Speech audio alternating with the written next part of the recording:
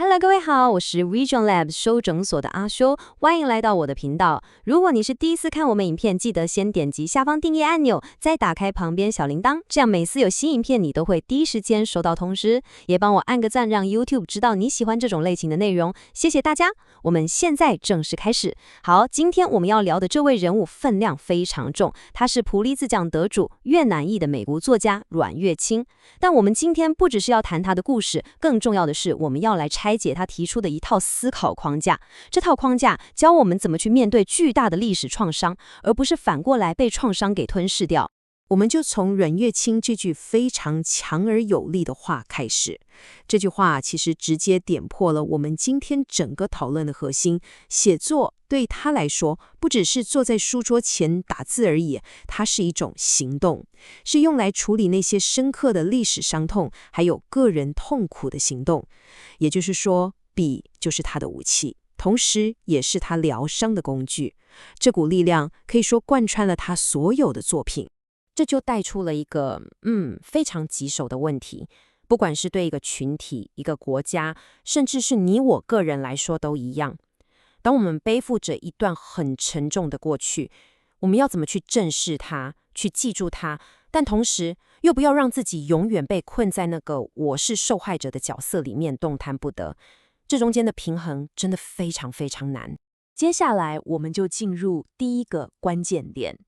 讓我們先來看看阮越清他個人的背景，因為你一定要先了解那場定義了他一生的戰爭，也就是越戰，你才有可能真正理解他的思想是怎麼來的。這場戰爭不只形塑了他的童年，更可以說是決定了他後來整個人生的道路，還有他的寫作方向。他的生命可以說是從一場巨大的斷裂開始的。1975年西貢淪陷，那時候他才4歲，就跟着家人逃離了越南。結果一到美國，就在難民營裡面被迫跟父母短暫分開。那種被拋下的恐懼，成為他人生最早的記憶。後來他在加州聖荷西長大，每天看着他的爸媽為了生存，像的陀螺一樣，一天工作12到14個小時。你想想看，這樣的成長背景會讓他對戰爭的後果，對難民的身份有着多麼直接又切身的體會。也因為這樣，阮越清對於記憶越戰這件事情，其實抱持着一種非常複雜，甚至可以說是矛盾的情感。一方面，他覺得記住這段歷史超級重要，因為在他看來，美國好像從越戰裡面學到了所有錯誤的教訓，然後呢，就不斷在世界其他地方重蹈覆轍。但另一方面，身為一個越南裔，他真的膩了，他厭倦了要不斷的去談這場戰爭，也厭倦了自居還有整個社群，好像永遠被切上這個單一的創傷標籤。好，背景我們聊到這邊。在理解了他內心的掙扎之後，我們就可以來深入拆解阮越清診斷出來的核心問題到底是什麼。這個問題就是，當一個群體過度的專注在自身的苦難時，這份受害者認同本身是怎麼樣變成一個危險的陷阱。在很多海外的越南裔社群裡面，他們會用黑色4月這個詞來紀念西貢淪陷。這是一種以自身的受害、家破人亡為核心的集體記憶。這當然完全可以理解，他們絕對有權利這麼做。可是阮越清提出了一個非常尖銳的批判。他說，當你只專注在自己的受害故事裡面的時候，你的視線就會變得很窄，你會很容易對其他人的苦難視而不見，甚至你可能會從一個受害者轉變成為支持壓迫性威權的一份子。他觀察到，在美國的一些政治騷亂裡面，竟然有人揮舞着以前南越的國旗。這條從受害者到威權支持者的路線，在他看來是清晰可見的。另一位越南裔詩人包斐的故事，就完美地說明了這個問題。他有一次試着把越南難民的經歷，跟後來卡崔娜颶風裡面那些同樣流離失所的非裔美國難民的經歷，把它們連結在一起。結果社群裡面有人是怎麼回應他的？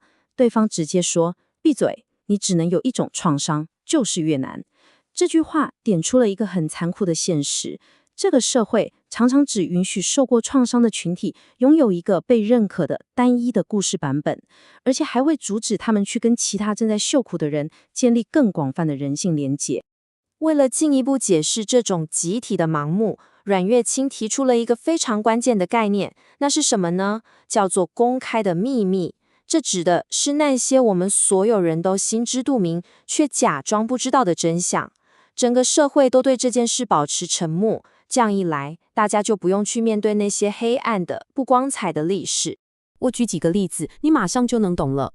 美國的建國史其實充滿了對原住民的殖民跟屠殺，但這個過程呢，被美化成所謂的美國夢。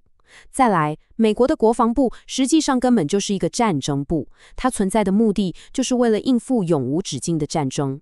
還有所謂的冷戰，對美國跟蘇聯來說或許是冷的，但對越南、韓國、中美洲這些變成代理戰場的國家來說，那可是血流成河的熱戰。這些就是公開的秘密，透過語言巧妙的包裝，讓一個國家可以很心安理得的去忽略自身的殘暴。好了，診斷完問題的根源之後，接下來我們要進入今天最核心的部分，也就是阮越清提出的解方。他提出了一套非常有實踐性的思考框架，包含了4種關鍵的心態，來幫助我們走出創傷的陷阱。如果你正在聽，這部分非常值得你筆記下來。這4種心態分別是：第一，廢除造成失語的條件；第二，致力與擴展性的團結；第三，擁抱包容性的悲傷；以及第4，不僅要展示痛苦，更要述說痛苦背後的原因。好，我們來一個一個拆解。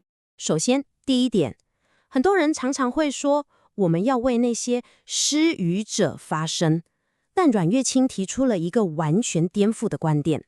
他說，這世界上根本沒有所謂的失語者，只有被刻意禁聲或是被選擇性忽略的人。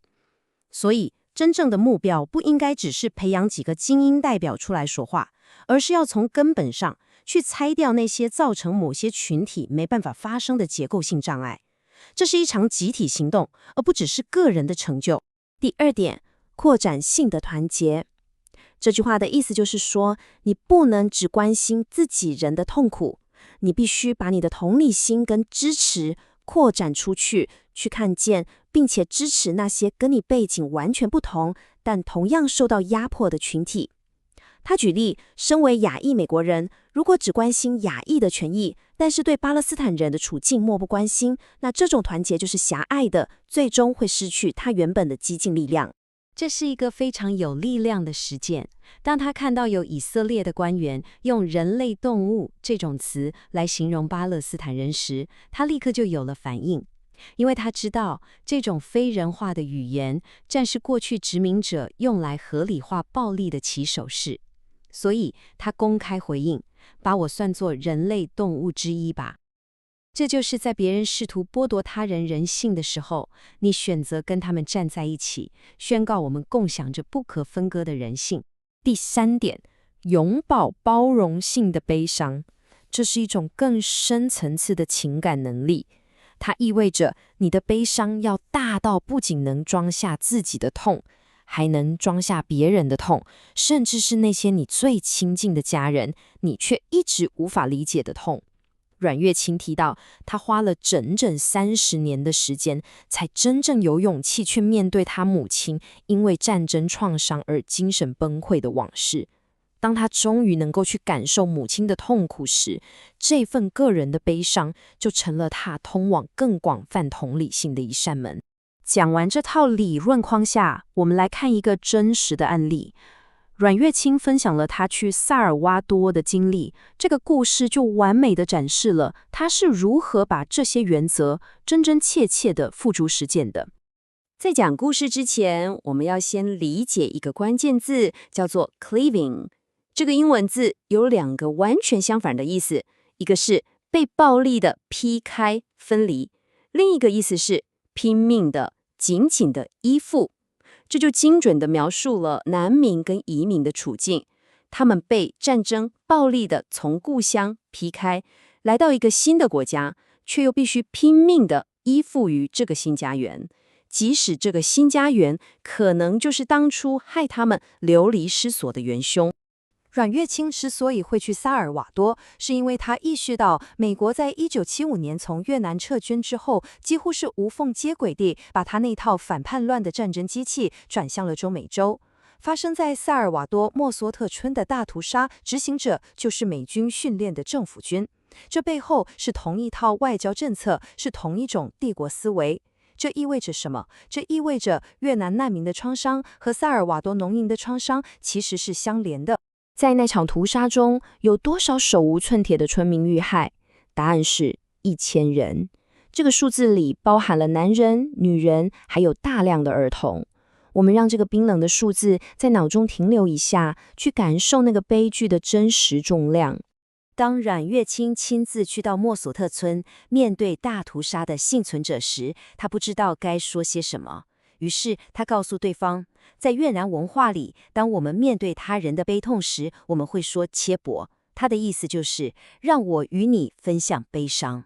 這不只是一句安慰的話，它是一種文化實踐，一種共同承擔哀痛的行動。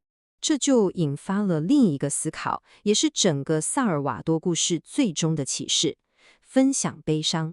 它本身就是一種強而有力的政治行動，也是一種人性實踐。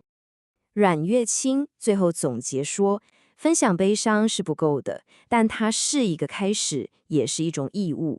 這句話的重點在於，同理心不是一種被動的情感，它必須是一種主動的、有意識的行動。